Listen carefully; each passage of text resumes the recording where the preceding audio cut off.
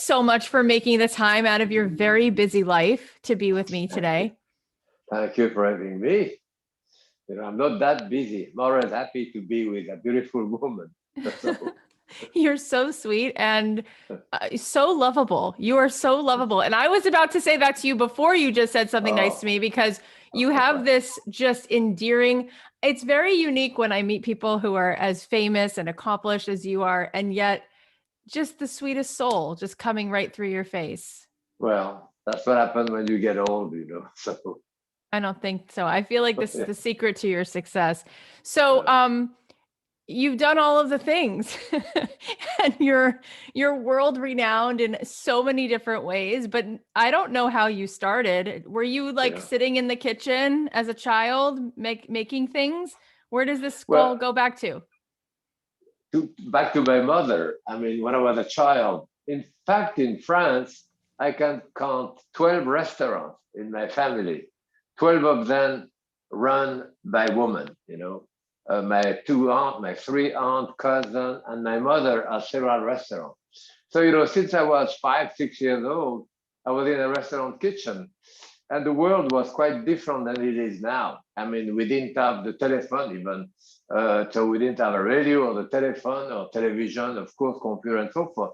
So life was much, much simpler than now. So my father was a cabinet maker. So my life was going to be cabinet maker or a cook. So I had blinders on my eyes. Life was much easier. So I got more excited by the kitchen. So I start, as I said, from age 5, 6, I was in the kitchen. And eventually, I finished primary school in France.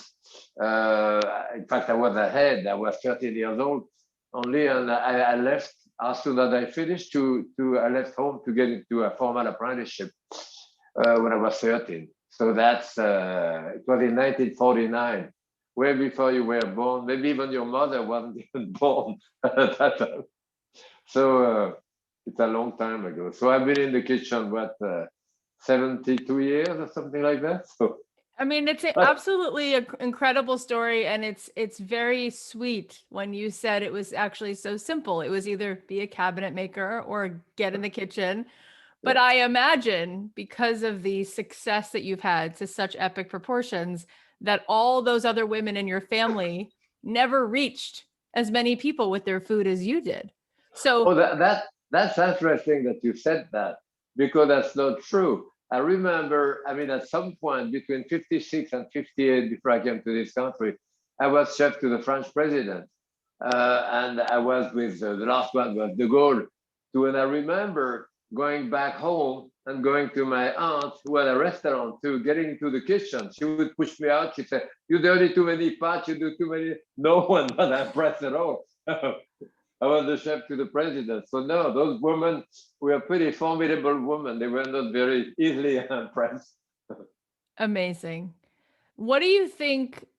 Well, before I ask you what do you think about it, I want to ask you when. When did something shift and you started to realize, oh my gosh, this is not just going to be something I do. This is going to be something I'm doing for the world. When did that happen? Well, I don't really know whether I had that type of moment, but certainly when I came to America, it was 1959, and I did not intend to stay. Everyone wanted to come to America. So the war America was and still is like the golden fleece or the El Dorado. So I say, I'll go there. I spend a year, 2 years, and I come back because most people come to America because of, let's say, economic condition to get a better life for religious reason or racial reason or political reason, any of those things. I didn't have any of this. My parents had a restaurant. I had a good job in Paris, but I wanted to come to America. I said, I'll stay a year, 2 years. And as soon as I came to New York, I loved it and never went back. So then I could do many things that probably I would never have done in France, like certainly going back to school. As I say, I left school when I was 13 years old. And there I came here in 1959, 3 weeks after I was here, I was enrolled at Columbia University in New York, English for foreign students. And I went from 1959 to 1973. I studied at Columbia. I was working, but I studied at night, so I stayed there a long, long time. Yeah. Wow. Eventually, I was doing a PhD, but they refused my thesis anyway. But they gave me a PhD a few years ago. But the thesis was a history of food in the context civilization literature. And at that time, they said, "Food? Are you crazy?" So totally different than it would be now, of course. Yeah. That's so fascinating to me because I haven't met many other chefs who were so intrigued and curious about studying food rather than, I mean, you also have been making food for sure, but what was it about the studying of it that kept you keep going back to school? Well, no, when I study, well, I am actually a BA in philosophy and a master in literature. So that really had nothing to do with food. But yet, in the mid 80s, I ended up creating a program with Julia Child at Boston University. I'm still teaching at BU. So a program on we wanted to do something in gastronomy and undergraduate, but the president at the time wanted to do it in the graduate school. So we set up a Master of Liberal Arts with a concentration in gastronomy, and it's still on now. Maybe one of the only place, to my knowledge, in the country where we do that.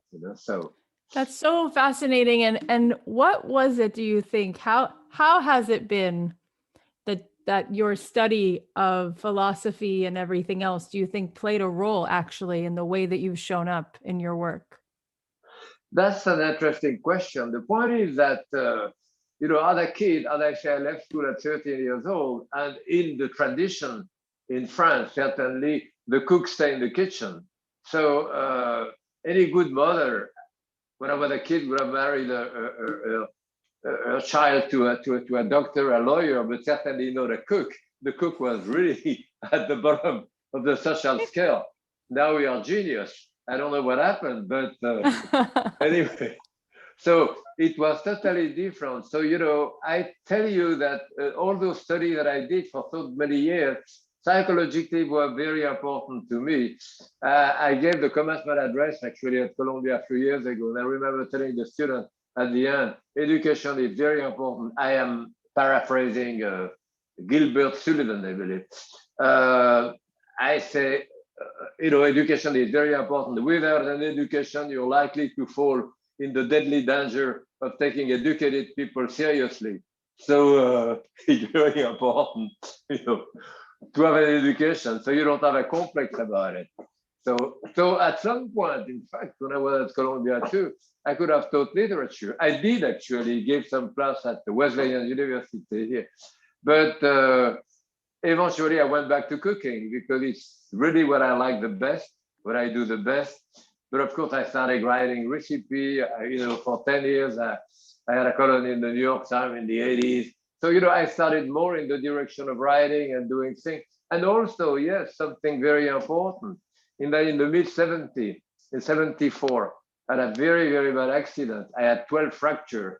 I broke my back, my pelvis in 4 places, leg, arm, shoulder. So, that pushed me back out of the kitchen also. That was kind of a catalyst, if you want, for me to get involved into giving classes or writing about food or doing many things that I do, because all of that is easier than 12 hours a day behind the stove in a regular restaurant. So Wow. You're such a well-rounded, grounded person. I'm not surprised that you wound up on television because I think that there's more to being on screen than just being myopic. Like you're good at cooking. There's something inside the person that comes through and it comes through you. How did you like being on TV? How do you enjoy being in front of the camera? it was fine as long as I did what I do, which is cooking, and I felt comfortable. So what I remember, even when I was working with Julia 30 years ago, she always told me, you are too serious. I mean, this is cooking, this is entertainment, it's television. You gotta lighten up, and that was good advice. However, I have to say that each time we did any show, at the end of the show, she would say, okay, what did we teach today? So there was always the teaching element, which was important. So, I fall into television at the beginning. It wasn't that big deal either. And as I said, I did feel relatively comfortable because it was something that I knew how to do and wanted to do and so forth. You have to realize that life has changed, as I say, a great deal. I worked at the Pavilion in New York when I came in 1959. And in 1960, I was offered a job at the White House for Kennedy at that time. I didn't take it. I went to work for Howard Johnson, which I worked for like 10 years. I mean, the point is, I'm saying that only to say that you have to look at it in the context of the time. At that time, certainly when I was with the president in France, I'd never been on a magazine that didn't exist, on a radio, television barely existed.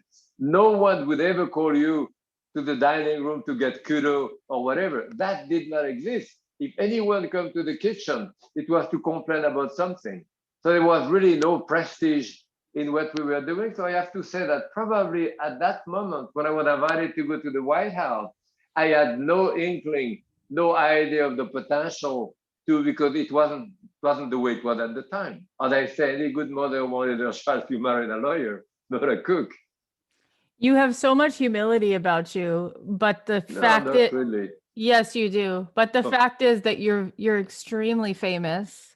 So how has that changed you at all? How has that I, changed your I, life? I'm not really famous. Oh We're my all God. famous. We're all famous in our mini world. You're in a mini world of cooking, so you go. Yes, people know me. If I am with doctor or with an architect in the mini world of architecture, they will say, "Who's this?" Jacques, I've never heard of the guy. So we all live in those kind of mini worlds. So of course, yes, I have done many books, and now I'm doing those shows for my daughter on Facebook. So uh, since the pandemic started. She wanted me to do those, and I've done like 150 of those. So, Everybody loves it. Everybody yeah. loves it. Let me ask you this because there are so many people who give up on the road to mastering something. And I think that we can safely say that you're a master at cooking and what you do. How do you become a master at cooking? What do you think it takes? Well, you go through a certain road. Everyone is different. Certainly, for me, I was trained, started with my mother and all that. So food was really important. Food was always a way of communicating in many ways. And I thought that I did the same thing with my daughter, hopefully. I mean, there is a comment, she was 2 years old. I hold her in my arms so she could stir the pot. And so she, quote, ate it because she made it, with her dad. So, I had my granddaughter come to my house when she was 3, 4 years old. I set her next to me on the stool. And I said, okay, give me a bowl here. Give me that. Can you help me wash the salad? Okay, let's go to the garden. Give me some parsley. I said, no, that's not parsley. That's chive. Taste that. That's chive. That parsley. That.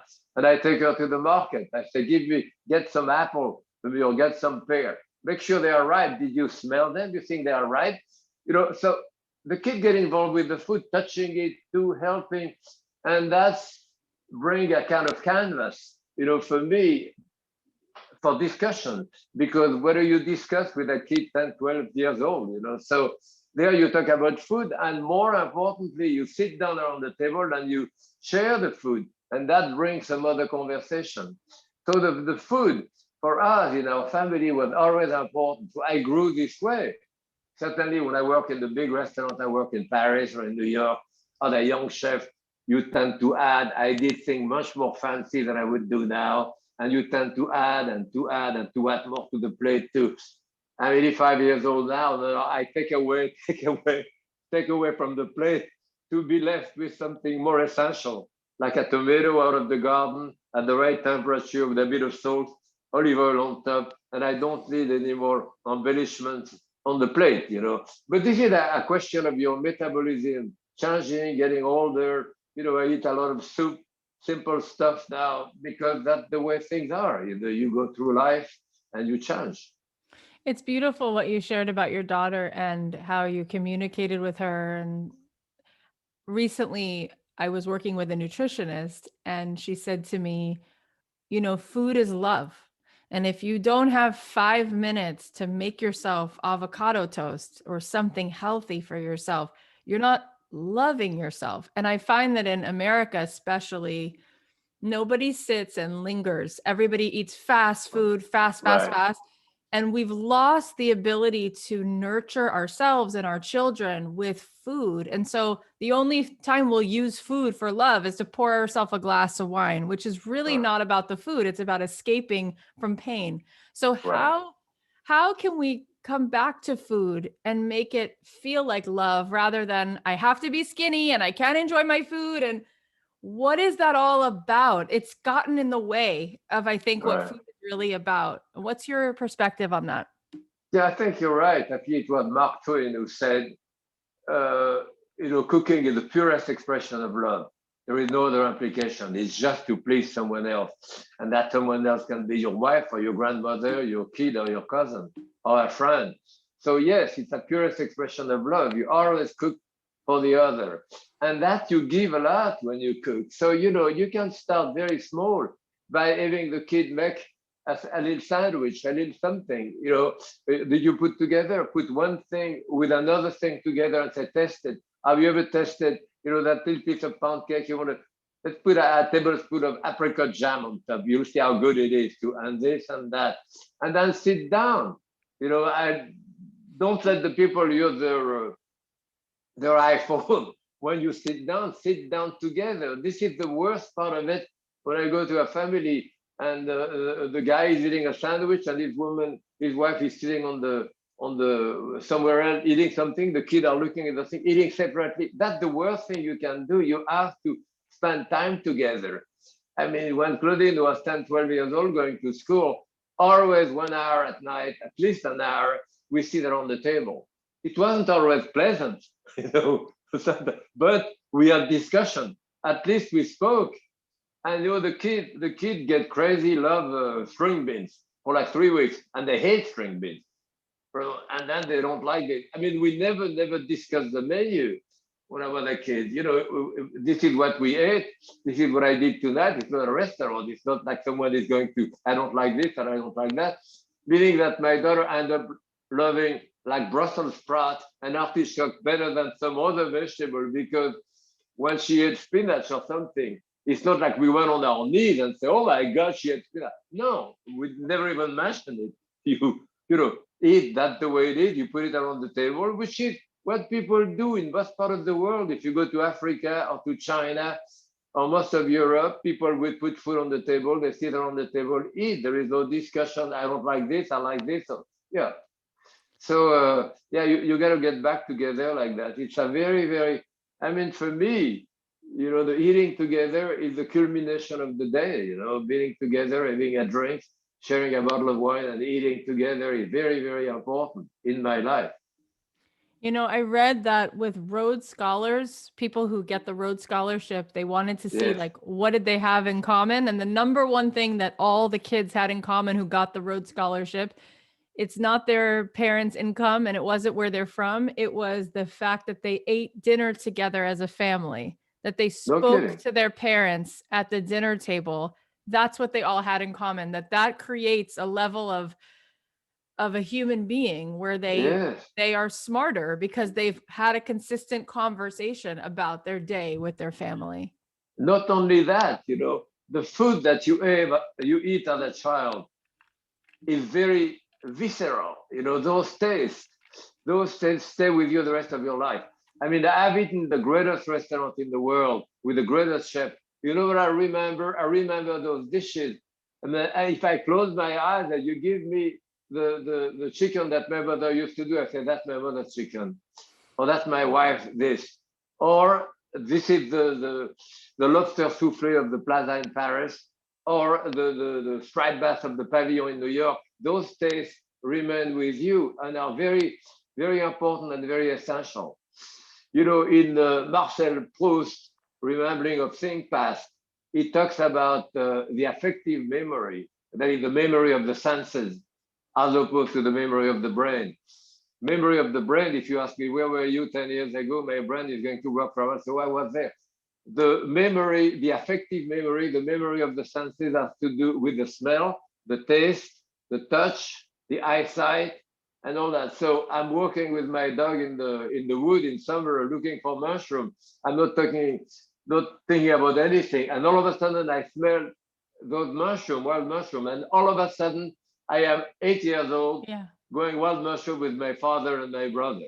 So those tastes, those memory of the senses, of the smell, of the taste, and all that are very, very powerful.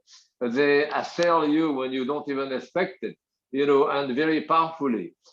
So you taste something or see something. And Proust talks about that because of the little Madeleine, the little cake that he was talking about when he dipped it in the tea. All of a sudden, he felt very strange, and he didn't know what it was, and he realized that it was the cake that his aunt used to do during his vacation in the summer along the coast of Normandy. And with that taste, which he recalled, came the whole kitchen and his aunt, and basically the whole village, that he said, came out of I his love cup it. of tea. So Yes. sweet. So Yeah. sweet. My daughter, my 4-year-old, her name is Madeline because of the cookies. I love those Oh, cookies. oh, good. And I was eating them about a week before she was born, and I said, "This is it. What's sweeter than this?" Um, I'm just curious, are you here still? Are you in Boston? Are you in New York? Are you back in Europe? No, no, no. I am in Connecticut. You didn't recognize my Yankee drawl?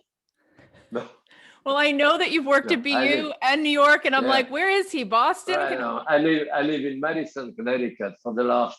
We moved here in 1976 in the house where you see the wall of I parts love behind it. me. And this is. It used to be a brick factory. That house that we have here. So in the 60s or whatever. So So, what is it like for you coming from a culture that's so rich with people knowing how to enjoy life and food and time? People in Europe, they make time for time, they make time to enjoy yeah. life. And being here for so long, what have you noticed about the difference? Well, what I've noticed is that America is getting much more like Europe, or Europe is getting much more than America. The point is that when I came here, I live on the 50th and between First, Second Avenue in New York. I remember going to the market and asking people supermarket. First time that I saw a supermarket, which I thought was great. Instead of going to like 15 different stores, you could go to one store and have everything there. But I remember telling people, where are the mushrooms? They say aisle 5. Aisle 5 are canned mushroom. There was no fresh mushroom at the time. You didn't have any fresh, different type of oil, vinegar, all kind of herb, basil or parsley even, and so forth. Now I go to the supermarket. I have 10 different types of mushroom. I have more oil than I ever had in France. I mean, the supermarket have never been as beautiful as they are today. Oh, In New York, there was 24,000 restaurants. And the ethnicity that you have in a place like New York is unmatched anywhere in the world. That's why you can. So America has moved amazingly. There was no wine when I came here. People didn't do bread. People didn't do cheese. Now there is extraordinary American cheese. People who make bread. There is fantastic American wine. There is all this, and the food, yeah, has changed. So yes, the country is more polarized than it used to be. I mean, in the 50s, 60s, and all that, everyone basically ate the same thing. Food was always very cheap here. You know, even the rich people, very rich, would have basically the same thing that other people eat. You could afford it.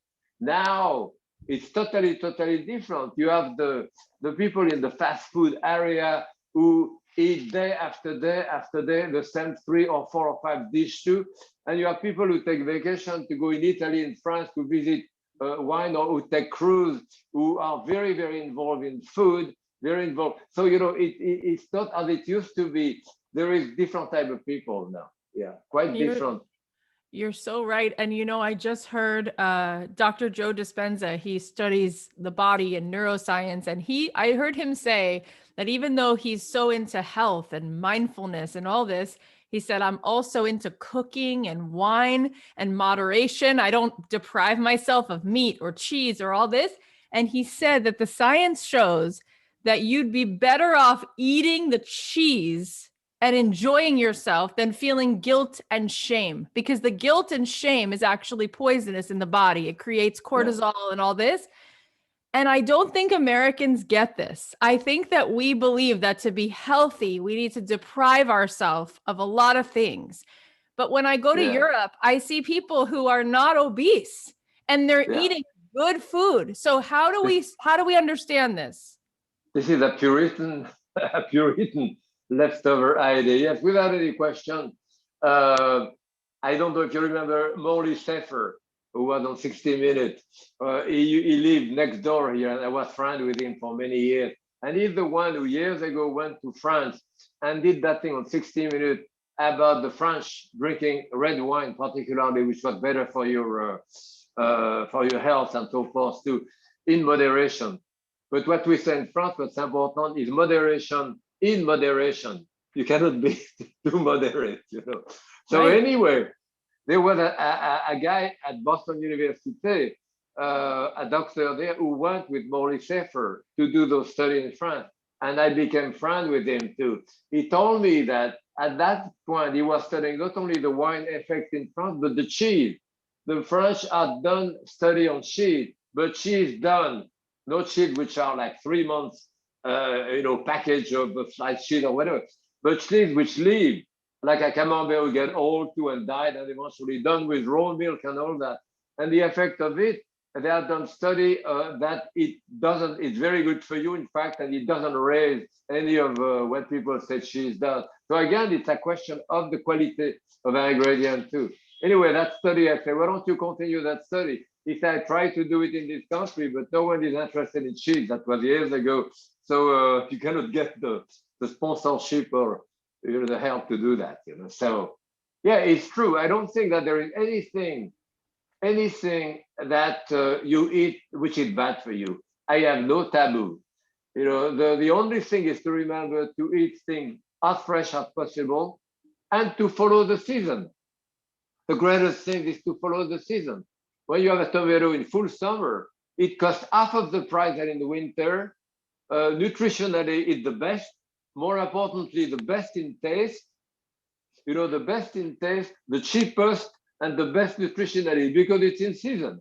Same thing with strawberries, string beans, or anything like that. So try to follow the season, which is not always easy because in the supermarket you get stuff year round, the same stuff very often.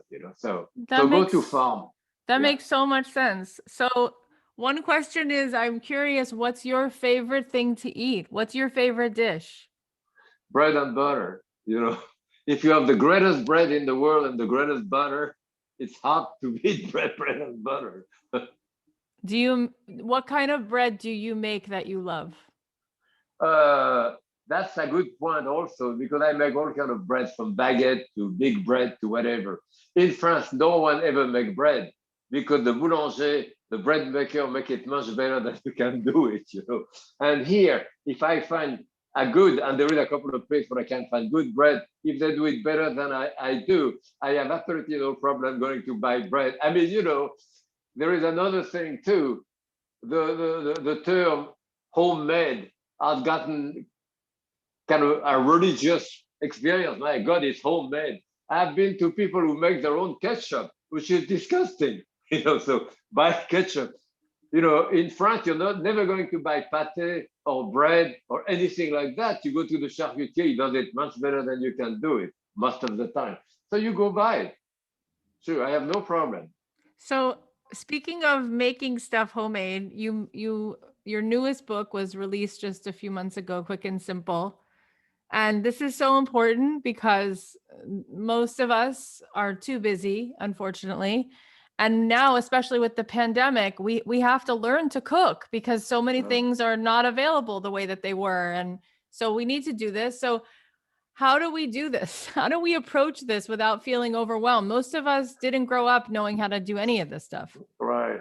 No, you're right. I mean, I have done 30 cookbook, some cookbook or some when I was a kid. I kill the chicken, I plug the chicken, Oh I my God. eviscerate the chicken. We do the thing. That's what we did as an apprentice and all that. That's what I did in some, maybe some of the best cookbooks that I've done. But it's another world here. Here I'm using the supermarket as a prep cook. See, when you have a chef in a restaurant, you have the prep cook who come in the morning. What does he do? He bone out the chicken, he bone out the fish, he slice the mushroom, he wash the spinach, he chop the shallot. He does all of that for you. When I come to the stove and someone order a piece of fish, well, the fillet is right there. I grab it, a bit of shallot, a bit of mushroom, dash of wine, cook it 3 minutes, finish it with a piece of butter. I've done that dish in like 5, 6 minutes because I have all that prep ready for me. I Exactly. use I use the supermarket as a prep cook.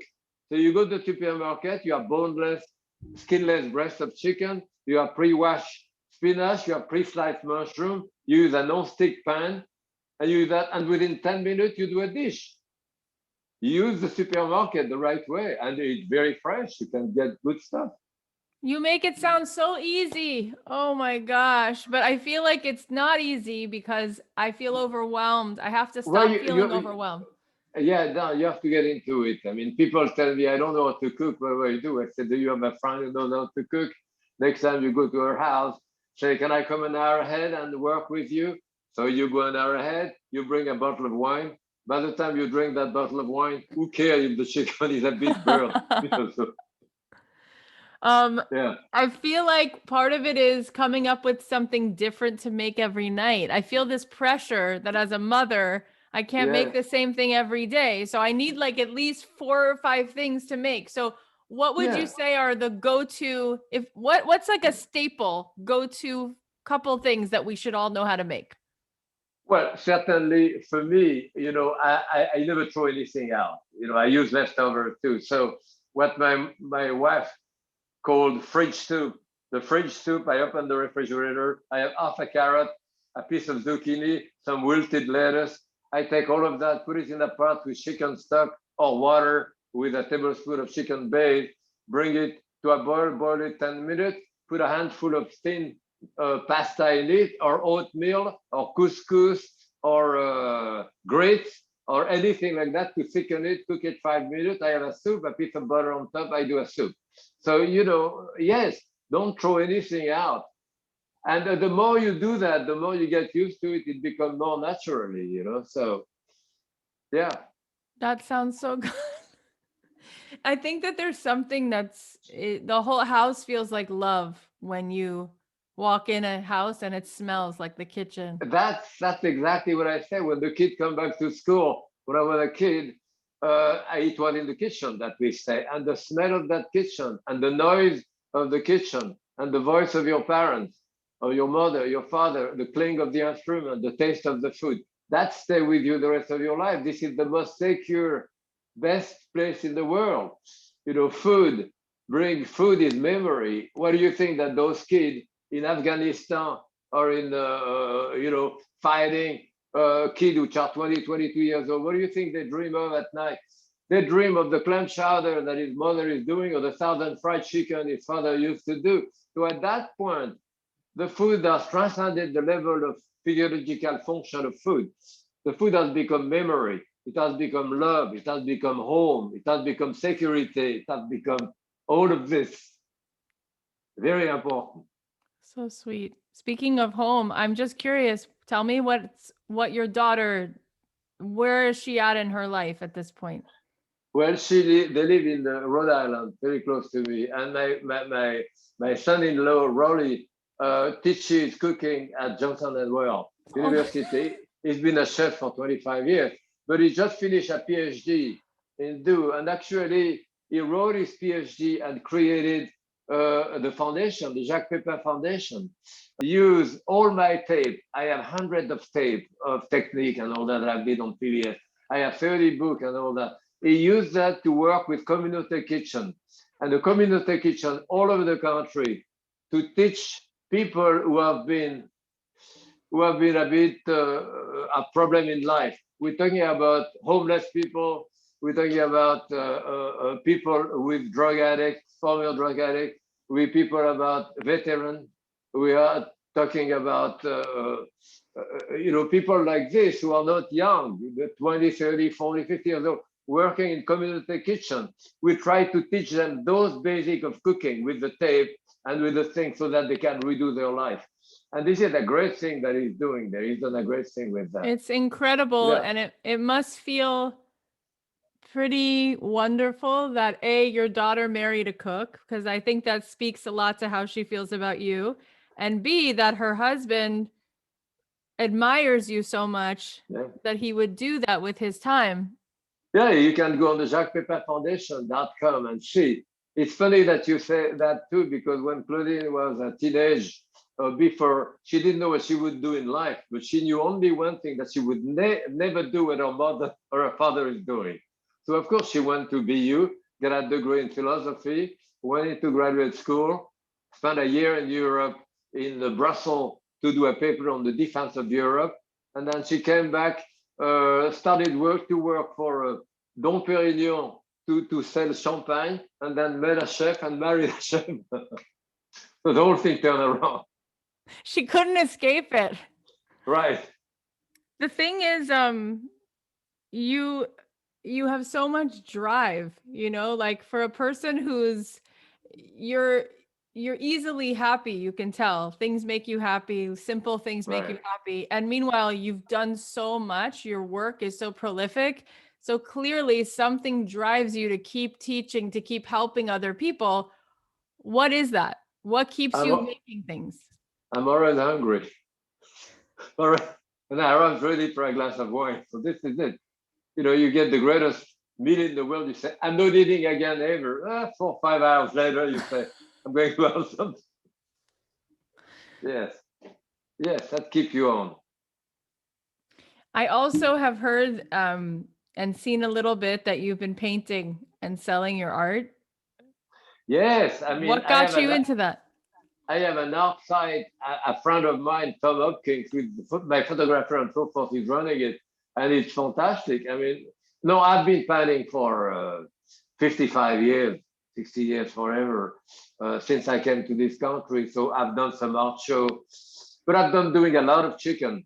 In fact, I'm doing a book of chicken now, which is 100 illustration of chicken that I've done with some story about chicken and all that. I'm doing that book. I'm working on that book now. So yeah. That is so awesome. What do you feel is what is similar between painting and cooking? There are similarities, when you work as a chef behind the stove, you never have a recipe. And let's say that someone order, a piece of beef saute with mushroom too. In your head, you saute this too, and in front of you in a professional kitchen, you have some white stock, brown stock, some sauce. So you taste the sauce, you add a bit of that, a bit of wine, you taste, you add a bit of this, a bit of that. You don't think about it. You add it until it reaches the right taste. Then you send it out.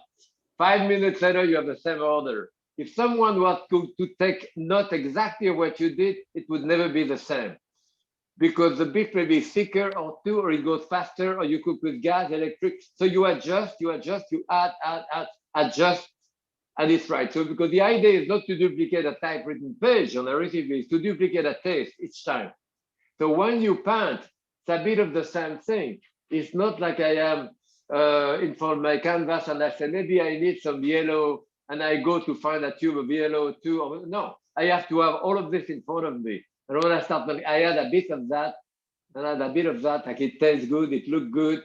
It becomes automatic. I mean, the painting take a life of its own, just like the recipe. And I keep adding because it look good, it look great, fine right here. So there is that type of very subjective, very automatic way of planning and all that. Yeah. I love that. I want to ask you another question, which has to do with, I said before that you seem to me like so many things in life, simple things make you happy. And, Right. I've done almost 400 episodes of the show and we have almost 20 million downloads, and I've gotten to speak to so many people. And what's fascinating to me is how many human beings struggle with being unhappy, like so Right. unhappy. And Yes. the other day I saw a video that said that joy is actually our default. We know how to be in a state of joy, but so many people, they don't let themselves enjoy food, enjoy something, enjoy a moment, paint for the sake of just painting, all of those things. Yeah, but people look at life the wrong way. There is always that we say the bottle is half full or half empty. For me, it's always half full.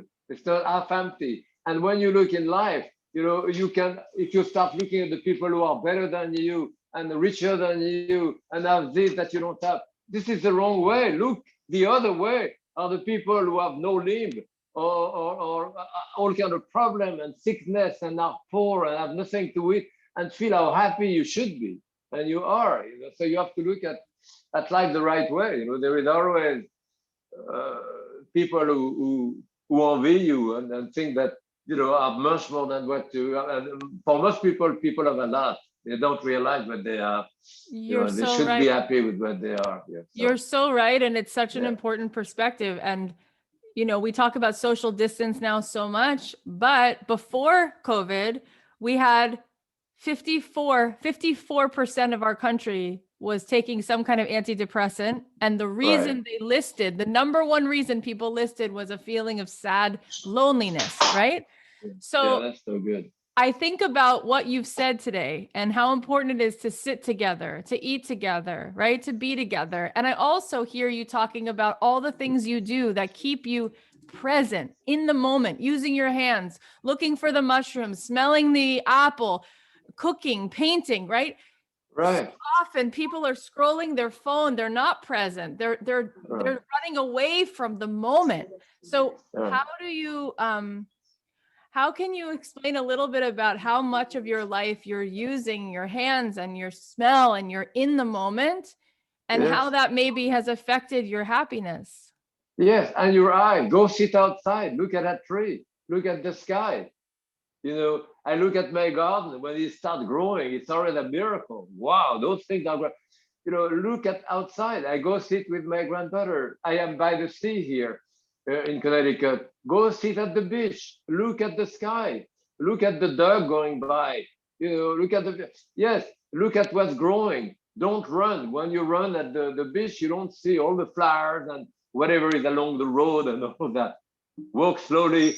Look at what's there. Look at the sky and all that. Yeah, you look, you taste, you smell, and you feel happy. You have to. I think that's such a beautiful place to leave the conversation. I love talking to you. Tell all of us where we can follow you, where we can find your whatever else you're doing online and your book. Well, I don't do Facebook. My daughter does Facebook for me. So, if you look at Facebook, my Facebook, you'll see me there. Then the Jacques Pépin Foundation that my son-in-law does will tell you all the people we work with. And of course, the forget what it's called, art paper, art site. What is the art site called? Art site? No, it's called Jacques Pépin Art. Jacques Pépin, that art site, right? No, Jacques Pépin Art.com. Jacques Pépin Art. Come over to say, this is the man who does the art site. So nice to meet you. We will put a link to it in the show notes and we'll send it out to everybody. All right. Thank you. Thank you for being you. You're so. Yes. Did you tape that? What we did? You taped that interview? Yes? Yes, of course. Yeah. Do you think I could have a copy? Are you kidding? I'm so honored that you asked me, okay. Of course. Okay, good. All right. You're so lovable. You are more delicious than your food. Oh, good. Well, I don't know. You're very unique. I don't know about that. No, you're very... If you really taste good bread and butter, you change your mind. Okay, fine. Stay you and stay healthy. And I can't wait to put this out for everyone. We'll send it to you. Happy cooking to you. Thank you, honey. Bye. Bye.